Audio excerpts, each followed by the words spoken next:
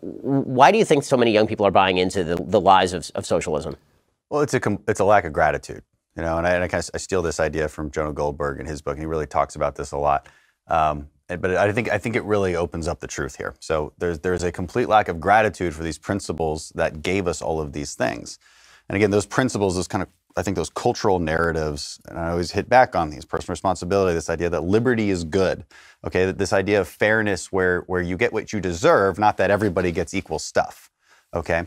That leads to the free market. That leads to the ability to thrive in a free market, and that leads to prosperity. And we have all this proof that this prosperity exists based on these principles, and yet there's no gratitude for them, right? It's every generation sort of wakes up and thinks it knows so much better than the last generation.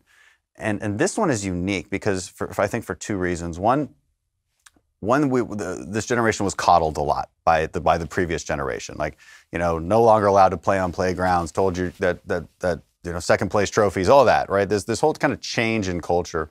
And then on top of that, they have the internet. So the internet makes you more knowledgeable, but it doesn't necessarily make you smarter, and it doesn't teach you the framework in which to absorb those new ideas that you have at your fingertips.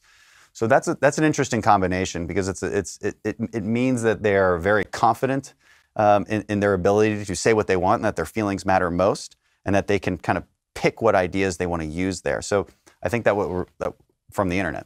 And that results in this lack of gratitude. All right, it results in this situation where it's like, okay, the idea of you're walking through a forest and you see a fence. Well, why is the fence there? A conservative might say, well, there might be a good reason that there's this fence here.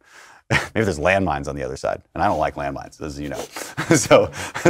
But I think this new generation, somebody on the left who thinks they're smarter than everybody else, there's no reason. They said just obviously there's no reason for this fence. I mean, we're not even going to question it. It doesn't make any sense.